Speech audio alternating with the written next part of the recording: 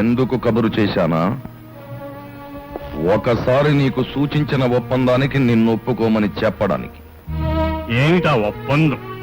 స్వశక్తి, స్వతంత్ర భావాలు, ఏ రాచరికానికి లొంగిన వ్యక్తిత్వం, ప్రతి యువకుల్లోనూ పెంచాలని ప్రయత్నించే నా గురుకులాన్ని మూసివేయమనేగా నీ ఒప్పందం.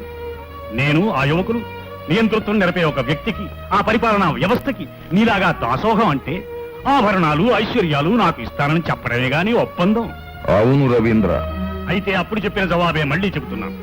నీ జమీందారు ఒక స్వార్థపరుడు, నియంత. అతనికి లొంగి బతికేది చేవ చచ్చిన వాళ్ళు, వయస్సు మళ్లిన వాళ్ళు, ఎముకలు కుళ్ళిన వాళ్ళు. ఆ పైన స్వార్థంతో బ్రతికే నీలాంటి అవకాశవాదు. అలాంటి వ్యక్తులతో పుచ్చిపోయిన మీ పాలకవర్గాన్ని నేను లెక్క చేయను. అంతేకాదు, కొత్త నెత్తులతో, కొత్త శక్తులతో నిజమైన ప్రజాప్రభుత్వం రావాలని నా తపన, నా దీక్ష. అందుకే అభ్యుదయ భావాలు కలిగిన యువకుల్ని అన్ని విధాల శక్తివంతులుగా తయారు చేస్తున్నాను. నేను ఆశించే మహోదయం ఏ నాటికైనా వచ్చేట్టు చేస్తాను. రవీంద్ర, ఆ ఉదయం వచ్చేలోగా నువ్వు అస్తమిస్తే? అస్తమించిన రవి తిరిగి ఉదయిస్తాడని తెలియదా? అయితే నే చెప్పిన ఒప్పందానికి నువ్వు ఒప్పుకోనంటావు. ఒప్పుకుంటానని నువ్వు అనుకుంటే అది నీ మూర్ఖత్వం. రవీంద్ర, తాటాకు మంటల్ని ఆర్పడం నాకు బాగా తెలుసు. డబ్బుకు నువ్వు అమ్ముడు పోనంత మాత్రాన ఈ లోకంలో ఇంకెవడు అమ్ముడు పోడనుకోకు.